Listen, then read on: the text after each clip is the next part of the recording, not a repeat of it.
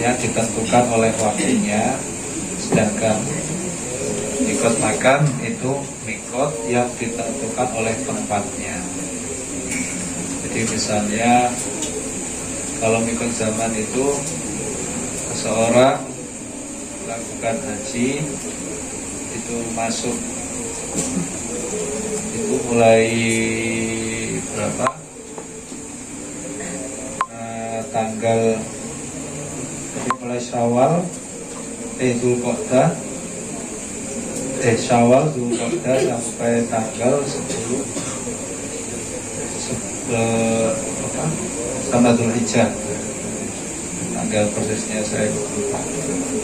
Terus kemudian kalau mikot Makkah itu ada tempat-tempat tertentu yang jadikan tempat mikot. Misalnya kalau di Makkah itu ada namanya daerah Tan'im, ada daerah namanya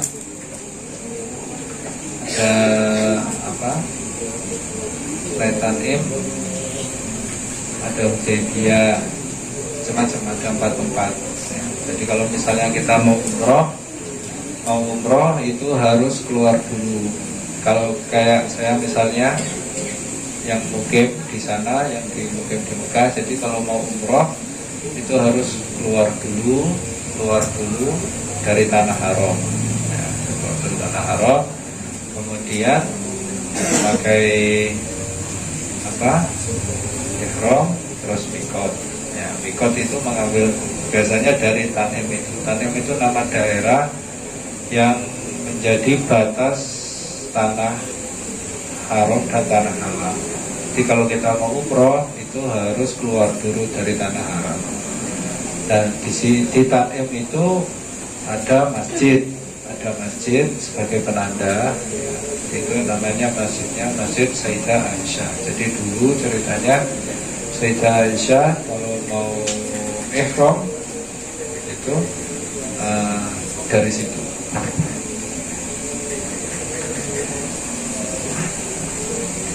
Lalu mikot zamani itu juga bisa mikot makani itu juga ditentukan misalnya jamaah haji dari negara mana, tergantung.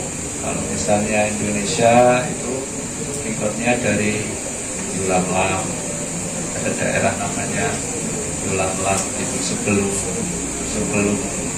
Saudi Arabia. Jadi kalau kita naik haji pesawat itu nanti kalau mau masuk daerah Yulamlam dikasih tahu kita udah mau nyampe Yulamlam, silakan persiapan pakai ihram dan lain sebagainya. Kemudian niat. Kalau misalnya sudah terlanjur masuk melewati mikot, tapi kita lupa tidak ihram atau niat ihram, bagaimana? Ya keluar lagi. Kalau nggak gitu ya nanti kena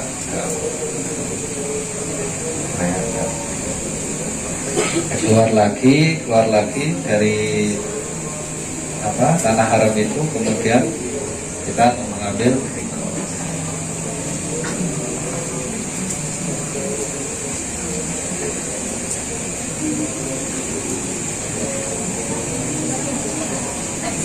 waromyul jimari lan lempar jumroh asalasi kan wal halqulan nyukur. Jadi kewajiban haji selain rukun itu ada 3. Yang pertama ihram dari mikot, yang kedua melempar jumroh, yang ketiga halqu atau nyukur, tahallul itu.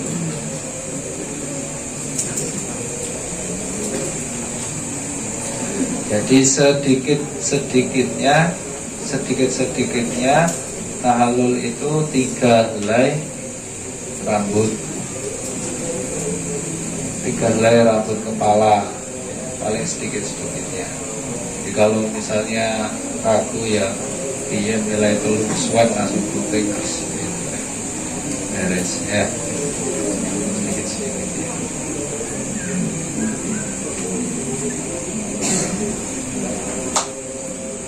Sunanul haji utawi piro-piro sunai haji iku sabun itu. Sekarang kita masuk ke bab sunahnya haji. Kesunahan dalam haji. Al-ifradu suwiji iku haji ifrad. Bahwa utawi iku ifrad iku takdimul haji dinginake haji ala umrati ing atase. Sunnah yang pertama yaitu kita hajinya menggunakan haji ifrad. Haji ifrad itu mendahulukan haji baru kemudian umroh. Haji ada 3, ifrad, tamattu sama qiron. Ya. Kalau tamattu itu umroh dulu baru haji. Kalau qiron itu bersamaan. Haji sama umrohnya dilakukan bersama. Jadi yang sunnah itu yang haji ifrad. Jadi haji dulu, baru kemudian melakukan umroh. Talbiyatulan moco talbiyah. Talbiyah itu yang labbaik Allahumma labbaik. Baiklah syarika lak labbaik innal hamda wa ni'mata laka wal mulk la syarika lak. Itu talbiyah namanya. Baca talbiyah itu hukumnya juga wa tawaful qudumi lan tawaf qudum. Wal mabitu lan nginep di Musdalifah ing dalem Musdalifah. Jadi nginep di Musdalifah. Musdalifah itu suatu wilayah atau tempat, ya, tempat biasanya setelah Arafah, setelah wukuf itu kemudian dilanjutkan perjalanannya ke Musdalifah. Habis dari Musdalifah baru ke Mina.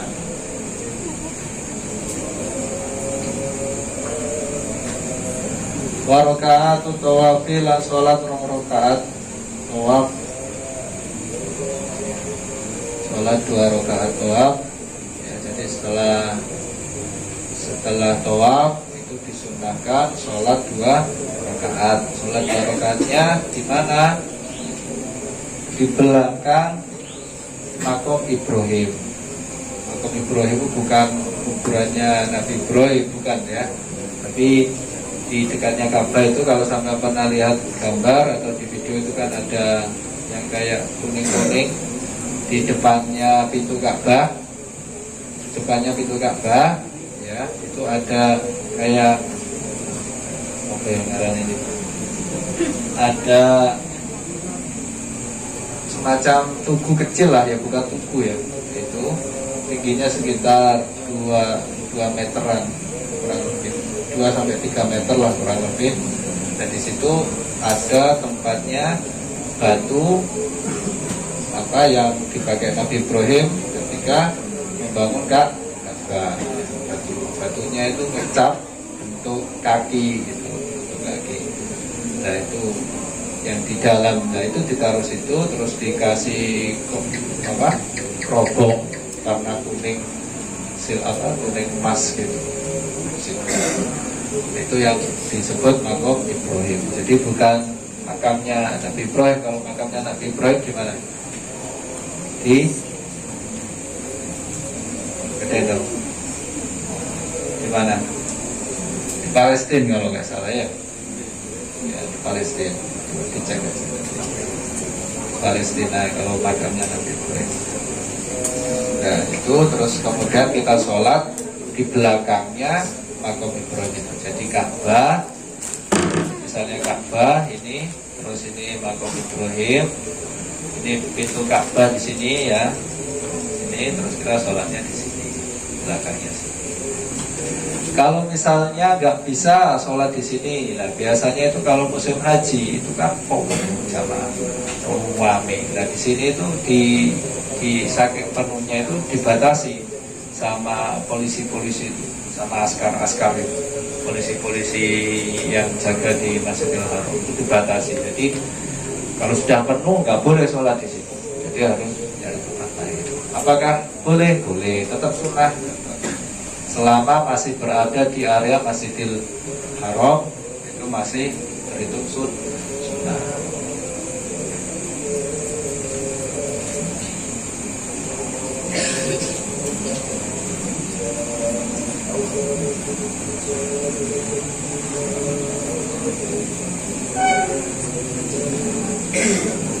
Kemudian wal mabitu lan nginep di Mina ing dalem Mina. Kemudian kita menginap di Mina.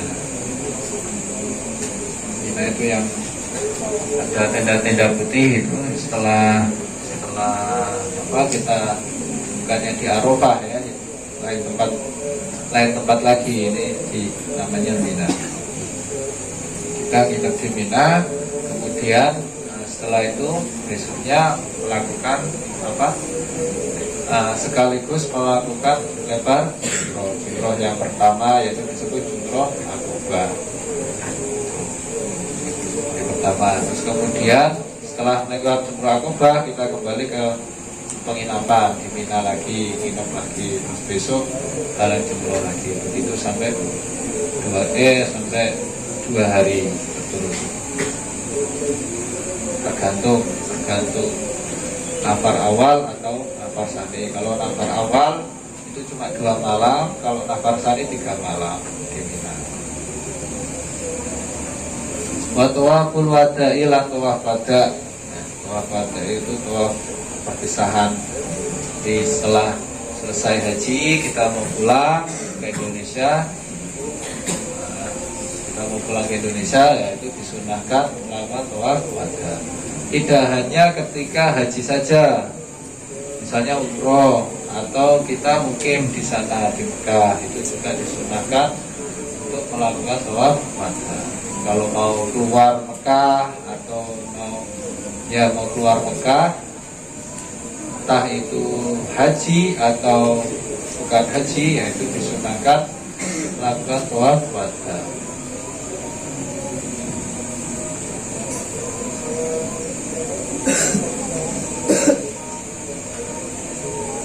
Di beberapa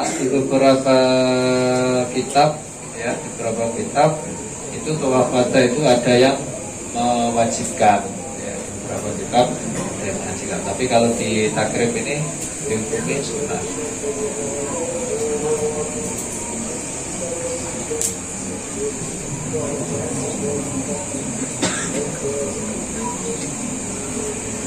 Wa yatajarradu lan nyepeake itu menghindari sapa arjulu wong lanang indal ihrami nalikane ihram anil mahiti saking pakaian kang meliputi atau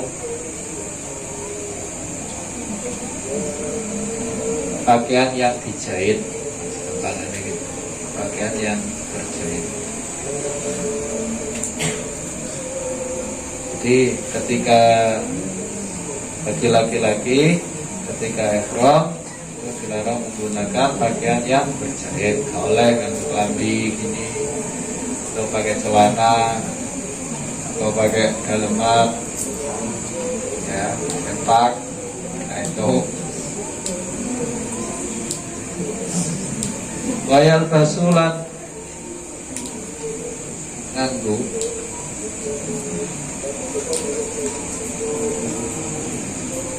sopo wong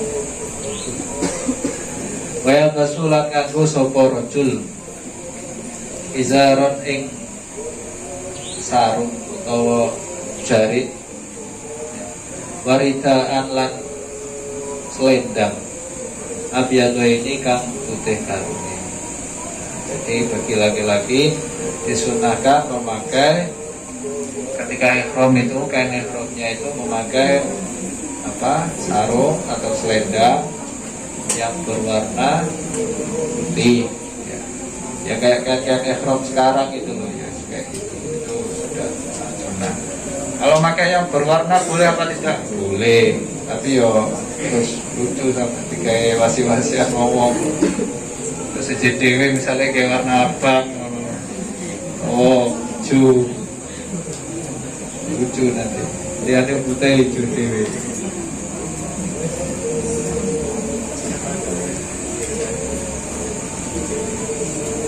Faslun ayhada faslun utawi iku ana pasal suci. Wa yahrumu lan haram alal mukrimi ing atase wong kang ihram. Apa asyratu asya'a 10 pira-pira perkara. Jadi ini diharamkan bagi orang yang berihram itu ada 10 perkara. Muhrim itu orang yang ihram, ya, bukan muhrim yang apa?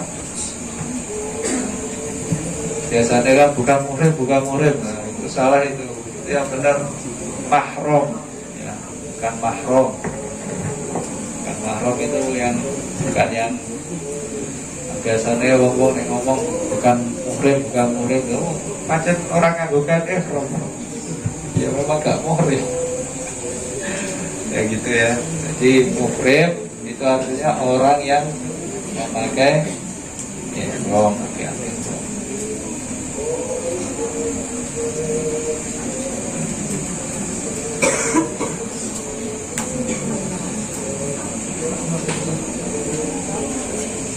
Lubsul mahiti suci iku nganggo pakaian mau kang dijahit.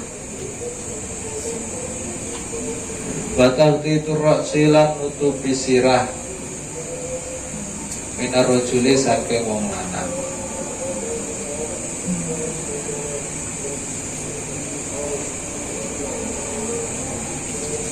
Wal wajhi lan wajah lan nutupi wajah minal mar'ati saking wong wadon. Jadi bagi laki-laki tidak boleh menutupi kepalanya, ya.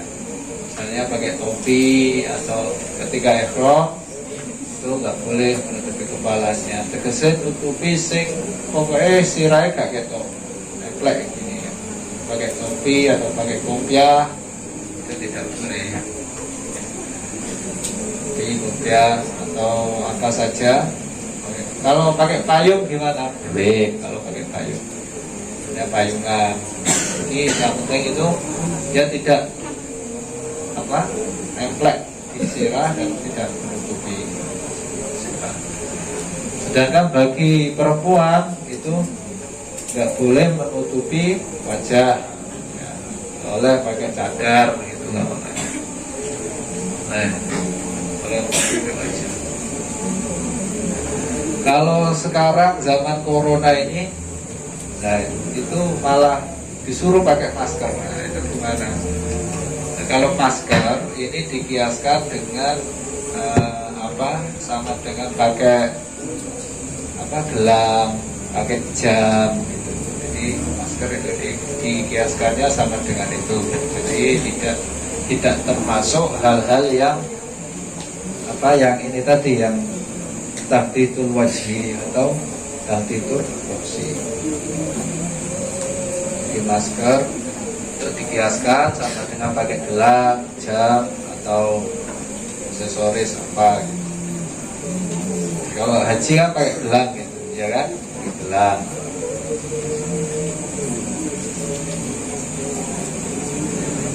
Watar cilus syi'ri lan nyureni rambut. Nah, ini boleh bersisir ketika ihram juga tidak boleh, baik laki-laki maupun perempuan.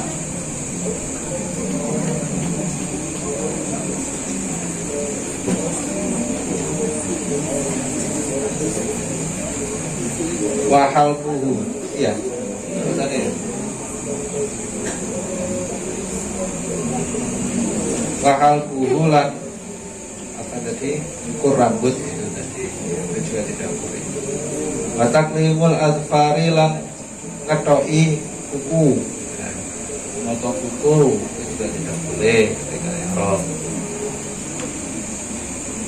Wati bulan nganggo wewangen, memakai wangi-wangian, parfum, minyak oles itu jangan boleh. Fresh care, mbah itu biasanya fresh care, pas ihram itu bayu macam-macam mau balik foto itu mbah fresh care. Terus pakai sabun yang wangi itu juga nggak boleh. Ada sabun aromaterapi, sabun look, sabun look wangi. Oke, oh gawe belajar.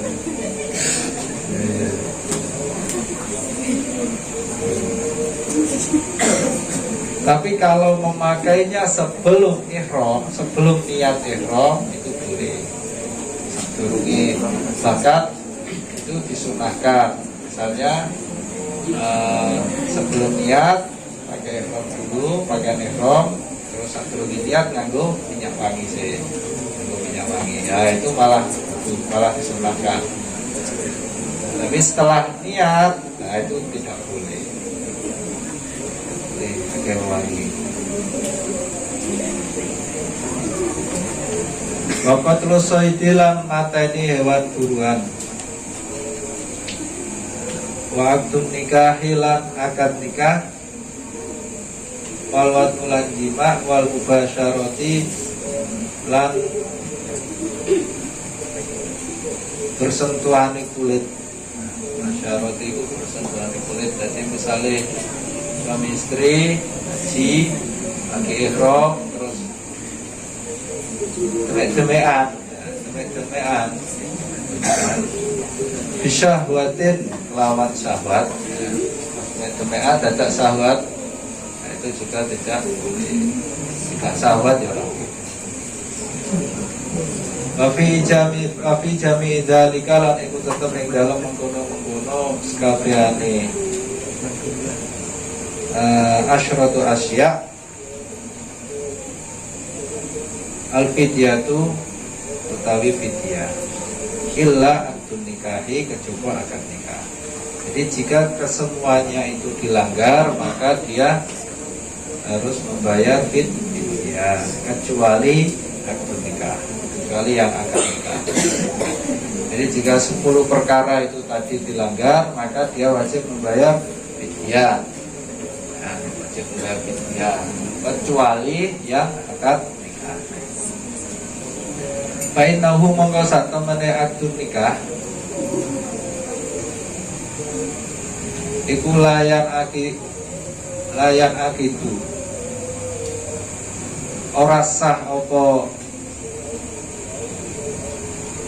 akdun nikah wala yusiduha lan orang rusak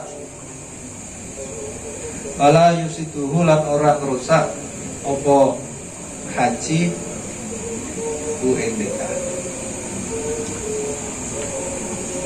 Wala yusiduha lan orang rusak apa akdun nikah ing haji. Jadi ilal wati kejaba jima fil farji ing dalem farji.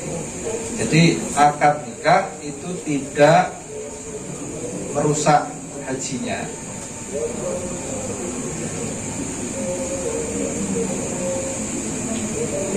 Dan akad nikahnya itu juga tidak sah.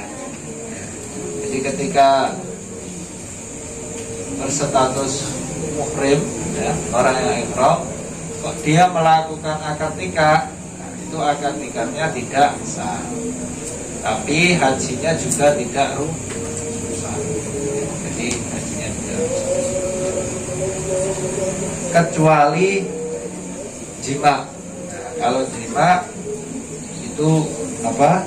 Hajinya rusak dan dia wajib mengkodoi sekaligus dia wajib membayar damnya apa? Untuk zaman biyen regane wis biyen itu sekitar tahun berapa? sekitar tahun zamannya apa? Nah, tahun 80-an itu wes regane 5.000 real itu pokoknya saya sekitar 50 sekitar 20 juta untuk siji. Iku zaman biyen, zaman saiki ibu gak ngerti aku piro regane.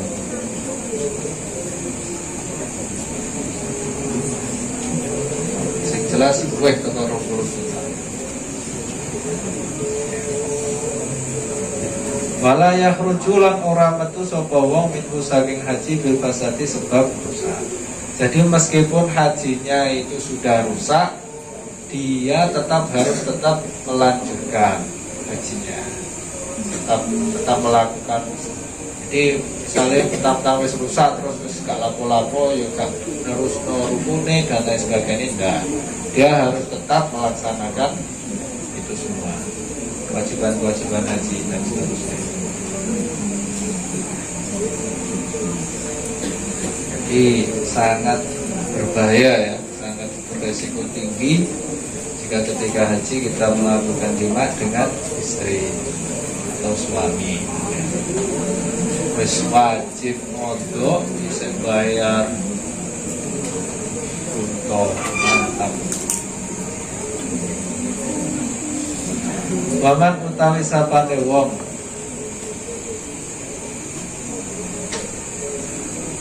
patahu kang pot man opo al wukuh bi arafatan ing dalem Arafah. Tahallala mongko tahallul sapa man bi amali umratin kelawan dadi ngamal umrah. Wa alaihi lan iku wajib ing atase man al qada'u utawi qada. Wal haji lan bayar, wal haji lan nyembelih. Artinya tegese bayar dam. Jadi barang siapa yang jika dia tidak melakukan wukuf, tidak melakukan wukuf atau tidak menangi wukuf di Arafah, maka dia harus tetap tahallul. Habis itu dia melakukan tawaf, tapi dengan status bahwa yang dilakukannya itu sudah bukan haji tapi menjadi umroh. Jadi dia harus tetap melanjutkan bi'amali umrotin dengan amaliyahnya umroh. Jadi kalau tidak wukuf kan tidak haji, ya kan? Karena wukuf termasuk rukunnya haji. Kalau tidak wukuf berarti dia tidak haji. Dan wajib qadha. Wajib qadha tahun depannya, wajib qadha dan membayar haji. Atau haji itu menyembelih hewan pal, atau kudus, boleh bayar dam.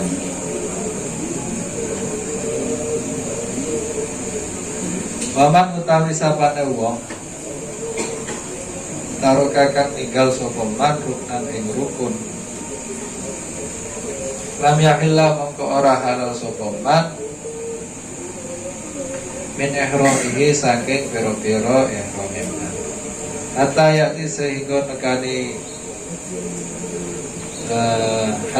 sehingga nekani sapa man bihi kelawan haji. Jadi jika ada seseorang yang meninggalkan rukun-rukunnya haji, maka dia statusnya tidak halal. Tidak halal itu masih berstatus orang yang muhrim, yang berihram, sehingga sampai dia mendatangi haji berikutnya.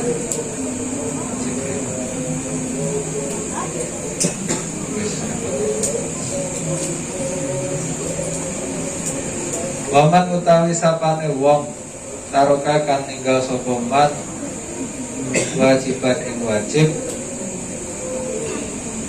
iku lazimahu wajib hu iman apa adamu dan. Jadi jika seseorang meninggalkan kewajiban-kewajiban dalam haji, ya, maka dia wajib membayar. Nah, jadi cuma bayar dam saja, tidak untuk hajinya.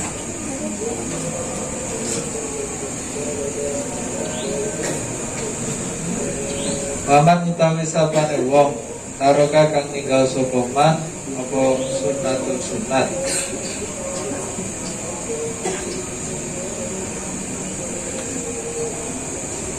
lam yalzamhu mongko ora wajib hu ing man bitarkiha kelawan sebab ninggali sunnah apa syai'un suci-suci. Jadi jika ada seseorang yang meninggalkan kesunahan dalam haji, maka ya tidak apa-apa, ya, tidak wajib bayar dam dan lain, tidak wajib kodok dan lain sebagainya. Ya karena sunnah gitu ya.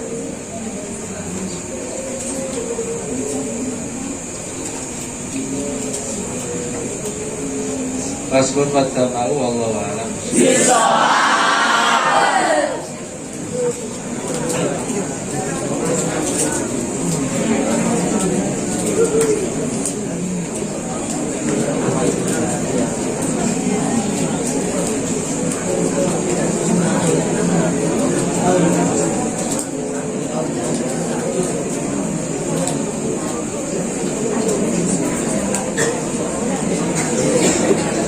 Ya Rabbana tarabna bi anana tarabna wa anana syarabna ya